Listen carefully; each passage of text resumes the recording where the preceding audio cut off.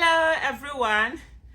First of all, I want to apologize for the quality of the camera and all of that. I don't know what is happening. My phone that I normally use to record, just all of a sudden I've done videos. You saw that video that I posted yesterday. I did the day before yesterday at night. I don't know why I was so emotional. I have 3 other videos that I did. No, 2 other videos that I did like that, and another one for yesterday. All throughout yesterday, they refused to upload. And I was traveling. I thought it was because I was on transit and all of that. I'm currently in Johannesburg now. It's not working, and so I don't know. So I'm using this phone.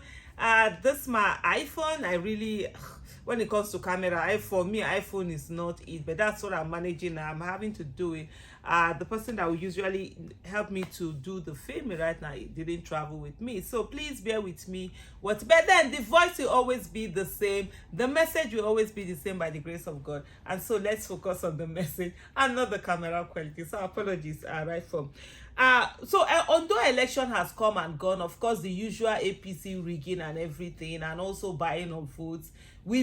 For me, I've said this thing before and I'm going to repeat it again. We've gone back to pre-Yaradua days. So the kind of how bad the election used to be before Yaradua, won that election, that he himself knew it was rigged, and he decided he was going to go on electoral reform. We've gone back to that time. It's with brazenness, with impunity that, rigging is being done. For the last 2 months, I've really, let me say, after I do election, I've really been thinking, going back to the drawing board and what do we do? Because what we had before, the plans we had and the things on ground that I felt were going to be the way for us to go with 2027, it's not going to be it, because we have criminals that have taken over the reins of power. And when it comes to criminality, because they're contesting with people that will not descend to that level of criminality, that are doing the things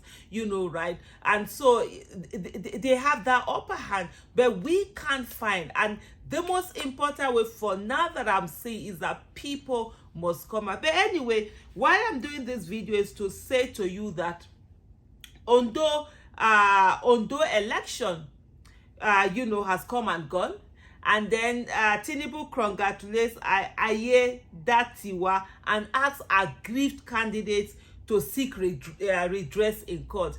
So, of course, they know that they already own the court. They have the court. They do whatever they want to do with the court. That's why they are building houses for judges, knowing fully well that when the cases come before them, these judges also have to play ball. He who pays the piper dictate the tune. There's no how, as a judge, the executive that has given you will bring a case before you, and you're not doing one thing or the other, to support that particular executive. 2023 electoral tribunal, we saw how, especially for me, the one I sat in the appeal court, the justices of the appeal court, sitting down there in the appeal court and hearing them speak, and it was as if they were counsel to the defendants, and they were not justices, because they were angry. Their body language, their verbal language, their facial expression, everything, when it came to talking about, the plaintiff,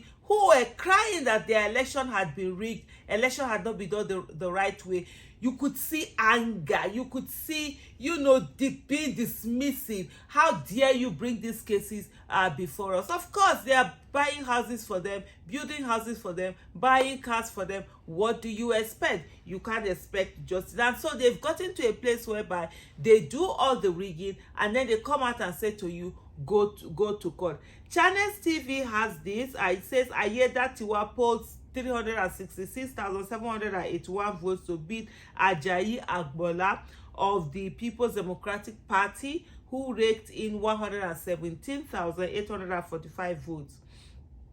Bola Tinubu on Sunday congratulated Governor Lucky Ayedatiwa on his electoral victory in the just concluded ONDO poll.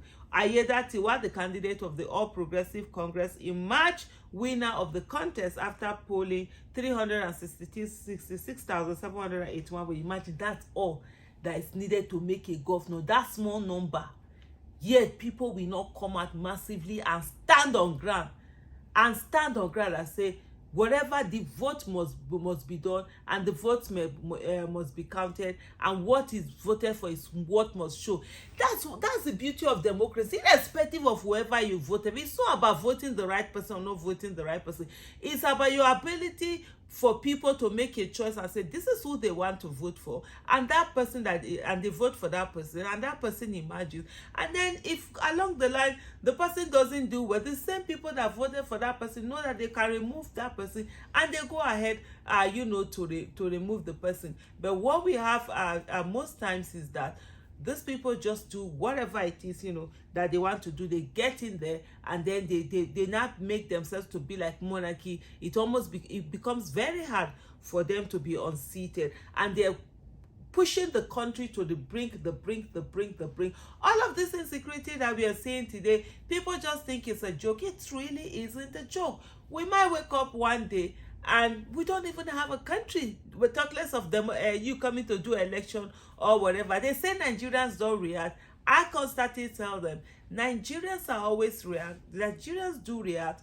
The thing is that it's those that want to react peacefully, those that want to react on the basis of the law, that are always being clamped upon, that their voices are taken away from them. But those that take arms against the state, against the people, killing, maiming, daring the government, what happens to them? The government even goes ahead to negotiate with them, and sometimes we've seen situations where government have been accused of working with them. Shortly after he was declared winner of the election by the Independent National Electoral Commission, INEC, Tinubu called on aggrieved candidates of other parties to seek redress in court. The president urges candidates dissatisfied with the outcome of the election to explore the opportunities provided by the judicial system to seek redress on areas of conflict. And this is Bayo Onanuga as writing this in a statement on behalf of Tinubu. Tinubu expressed happiness with the outcome of the exercise and congratulated the electoral body, police, and other security agencies for their roles in the electoral body. Of course, he will congratulate them, because these are people that are pawns in the game of chess that Tinubu is playing, and they've allowed themselves to be used anyhow. We really don't have free, fair, credible election anymore. There is connivance everywhere. There's corruption, everywhere, and these things, they continue to add up. Tinubu is satisfied with Ayedatiwa and other candidates of the 17 political parties for the maturity and sense of purpose demonstrated during the campaigns and the election, attributing the success of the polls to the civility in the state. Tinubu believes the ONDO state election was another litmus test for the capacity of the Independent National Electoral Commission. In short, this National Electoral Commission is not independent, it's Dependent National Electoral Commission. It's DNEC, not INEC. Affirming that the electoral body justified the confidence of the people with early preparations, deployment of staff and materials, and handling of the electoral process. The president also commends INEC for the efficiency of uploading more than 98% of results in the same day of the election. But anyway, we know how these things go. Let APC continue in the hubris that they are doing right now, and feel that they're going to take up all the state and turn Nigeria into a one party nation. And then PDP, of course. For me, I've said this thing before, I will say it again. Those that want to be angry, be angry. PDP is actually a threat as it is to opposition, because people are looking at PDP and say, oh, there's an opposition there. And then that's why they're like, oh, opposition should come together, whatever. PDP is not an opposition. It's just a stooge, a name. People that just come together and just stay there. I don't know whether they're drinking coffee or whatever. They have certain governors. From time to time, people are going to bring money to run for office, and they know whatever they do with this money. That's just what they're all about. They're not really focused on, revamping, restructuring, and engaging so that people will see them as alternative. What they are focused on is that they're looking at themselves and thinking that, oh, people will be so tired or will suffer so much that they will have no alternative than to come to them, that APC will give so much bad governance that they will have no alternative. What they don't realize is that the more APC gives the bad governance, the more they are able to buy their votes cheaply, and then the people just feel that, oh, even if you change another person, they're going to be the same. So what's the effort of doing it? Labour Party, that the people had, Nigerian citizens had put hope on based on Mr. Peter Obi, that went there to join them. So far, they have shown that they don't have the capacity to think beyond their immediate pockets the way they're doing right now. They don't have the mental capacity. There's a law of the lead. They can't envision, they can't see, they can't strategize. And Nigerians are just left just hanging like that. Thank you so much for watching. Bye.